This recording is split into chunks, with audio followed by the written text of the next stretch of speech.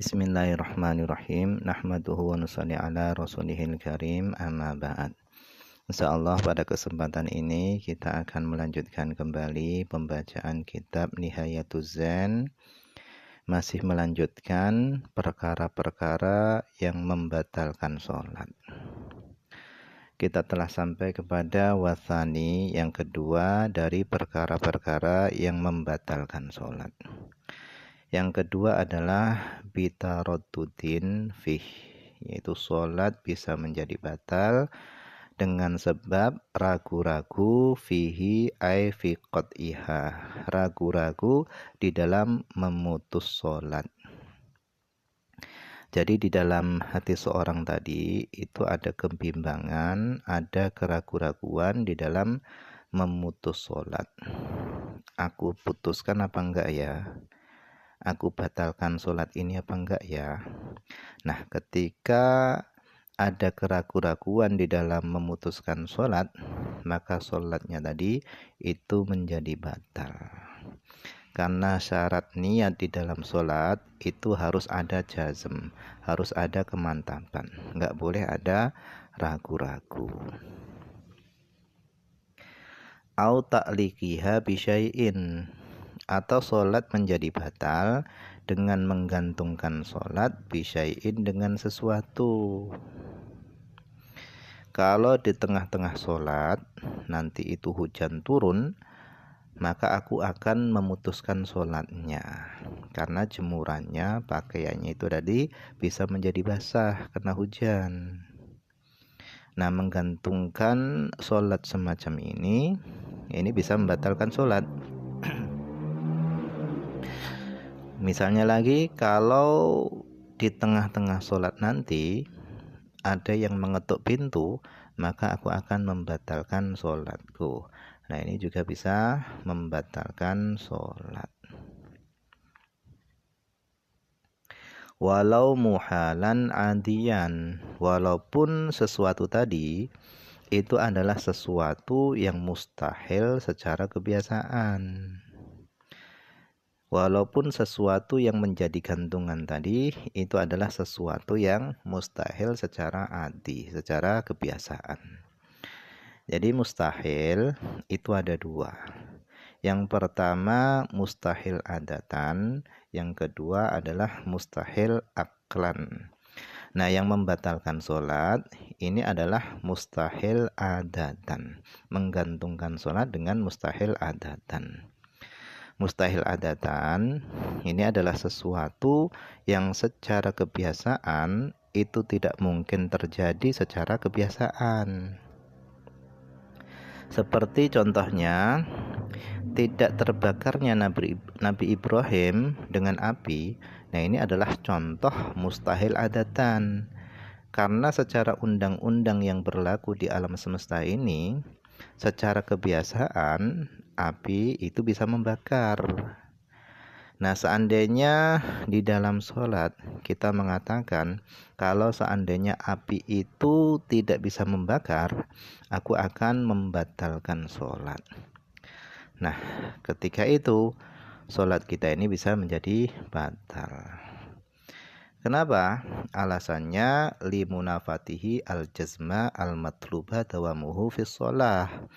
Karena menafikannya, menggantungkan sholat dengan sesuatu tadi, menafikan jazam, yaitu kemantapan yang dituntut terus-menerusnya di dalam sholat. Jadi menggantungkan sholat dengan sesuatu itu bisa menafikan jazm yang dituntut terus-menerusnya jazm tadi di dalam sholat. Bi khilafil muhalil aqliyi, berbeda dengan mustahil secara akal.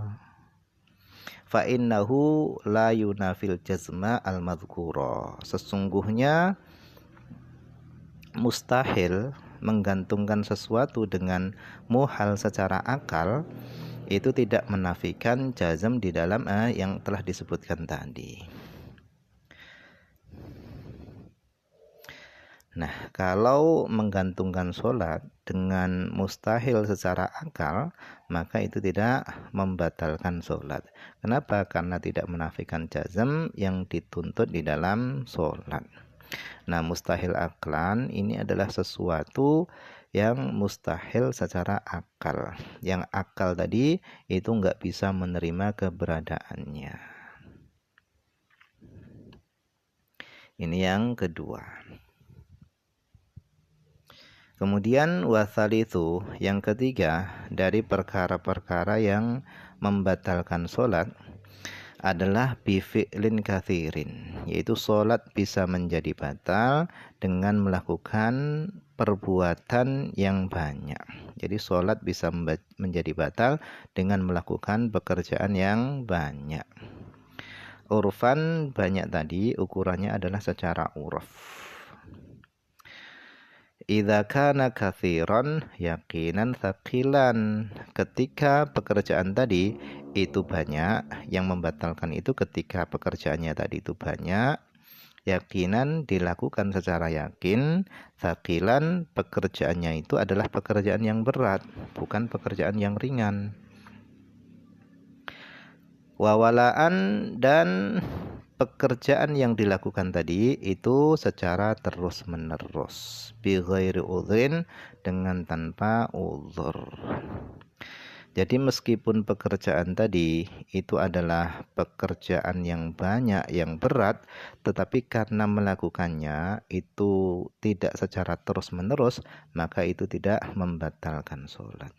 Jadi walaupun itu pekerjaannya banyak dan pekerjaannya itu berat, meskipun dilakukan dengan banyak, tetapi karena tidak secara terus-menerus, maka itu enggak membatalkan sholat. Yang membatalkan sholat itu adalah pekerjaan yang banyak yang dilakukan secara terus-menerus.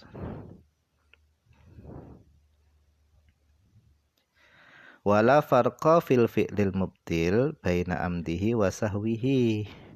Dan tidak ada perbedaan di dalam melakukan perbuatan yang membatalkan sholat baina amdihi wa sahwihi, antara sengajanya dan lupanya.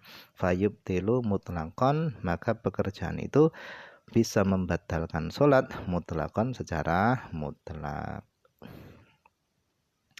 Jadi baik sengaja atau tidak sengaja, kalau seorang tadi melakukan perbuatan yang membatalkan sholat, maka sholatnya tetap batal.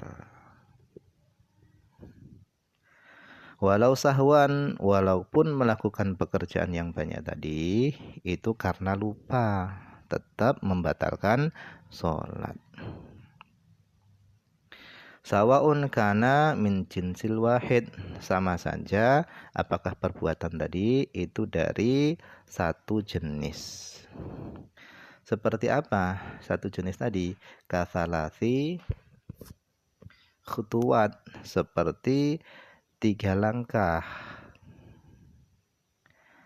Au dorbatin mutawaliyatin, atau seperti dorobatin mutawaliyatin, atau seperti beberapa pukulan yang dilakukan secara terus-menerus. Ini bisa membatalkan sholat. Ini contoh satu jenis pukulan, satu jenis gerakan perbuatan yang banyak yang bisa membatalkan sholat.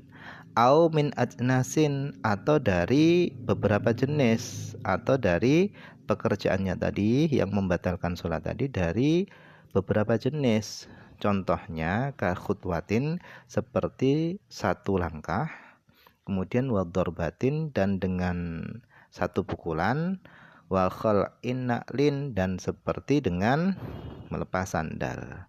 Jadi pokok pekerjaan tadi itu 3 kali secara berturut-turut, maka itu bisa membatalkan sholat, baik dari satu jenis pekerjaan tadi atau dari beberapa jenis. Seperti kalau satu jenis itu 3 langkah secara berturut-turut, atau beberapa pukulan yang dilakukan secara terus-menerus. Tetapi kalau contoh dari beberapa jenis itu misalnya 1 langkah, kemudian 1 pukulan, kemudian melepaskan sandal. itu beberapa pekerjaan yang berbeda-beda jenisnya. Nah, ini juga bisa membatalkan sholat. Wallahu a'lam, ini saja yang bisa dibaca pada kesempatan ini. Semoga ada manfaatnya.